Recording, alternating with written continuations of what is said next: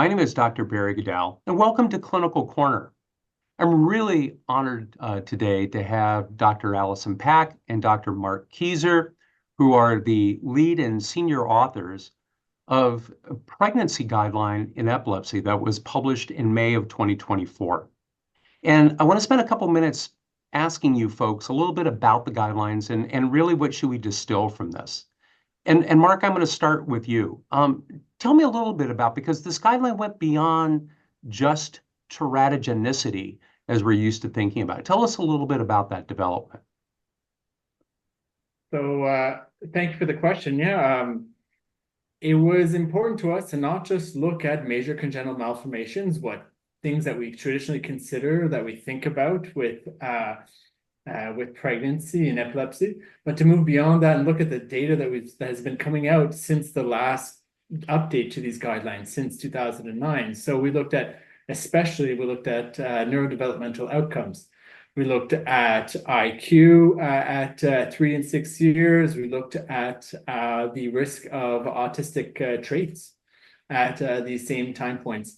There is important data showing that certain anti-seizure medications increase the risks of these outcomes.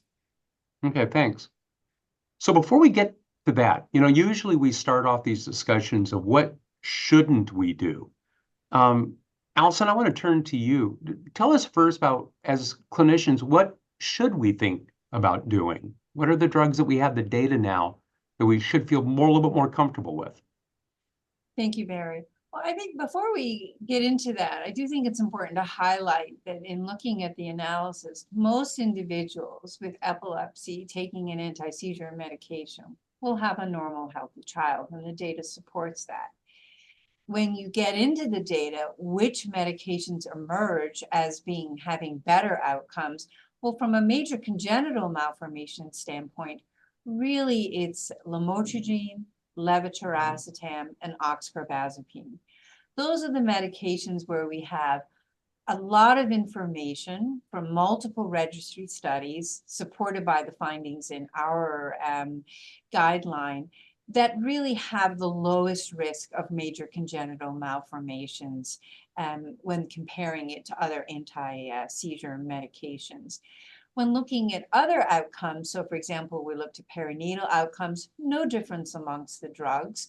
And then when looking at what Mark was talking about, neurodevelopmental, really it's more about the drugs you avoid, and the big one being valproic acid. Great, thank you. Well, with that segue, Mark, let me turn it back to you. Tell me, what is the data about valproic acid, and how did you folks handle that in your guideline? Well, something that has been, I think, we've known for a while, which was confirmed, and what we found now was that valproic acid certainly has the highest risk for major congenital malformations as compared to other anti-seizure medications, the highest risk by far. And also we found that it affects these neurodevelopmental outcomes in important ways. So that on average, the IQ is lower in the offspring of a child born to a person who was taking valproic acid, and that the risk of autistic traits are higher as well. I think it's worth pointing out, however, that when we were drafting these recommendations, when we were thinking about valproic acid, some people may have noticed that we inserted the very specific phrase, if clinically feasible.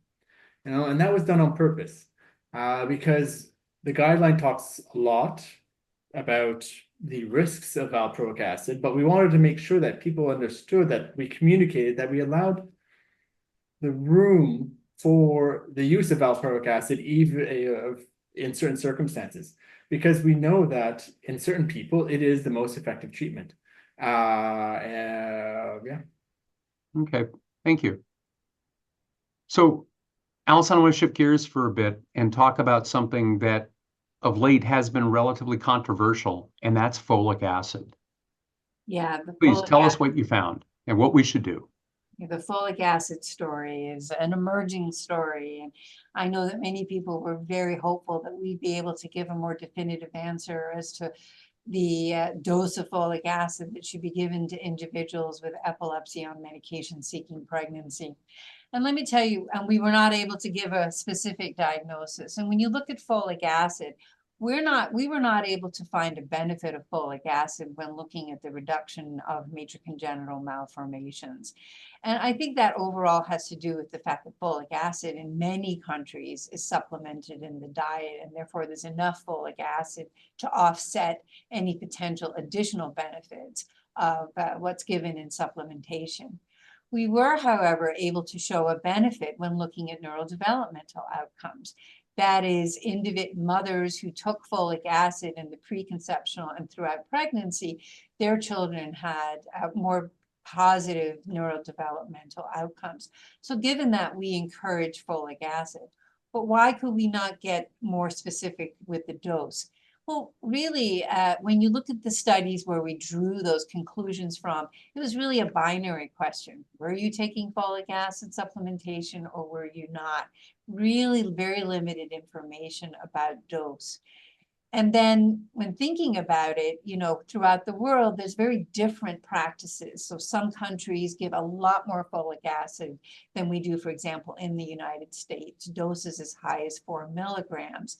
And there is a study that came out recently questioning whether the individuals who took high dose folic acid, their children may be at risk for some cancers. So what does that tell us? That tells us that there is a benefit of folic acid.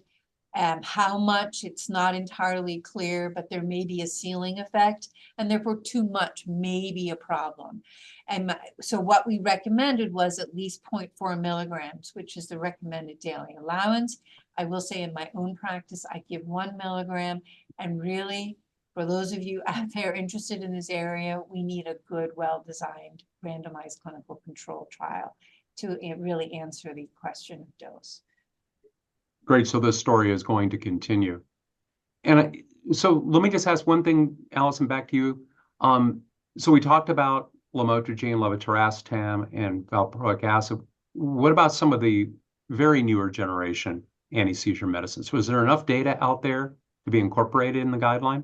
No, there's some medications that we're increasingly using in clinical practice where we didn't have enough information. And the one that really comes to mind is lacosamide, which is being used in many different clinical scenarios. And we did not, settings like in the ICU even, there was an IV formulation with that.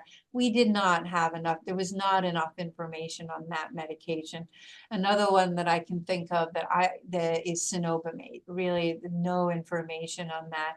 And so it really highlights the importance of continuing to enroll patients in registries so that we can get information about those drugs. Okay. Well, one last question for both of you. So again, this is a continuing story, an evolving story. What are the next guidelines that are under development? Can you talk about that at all?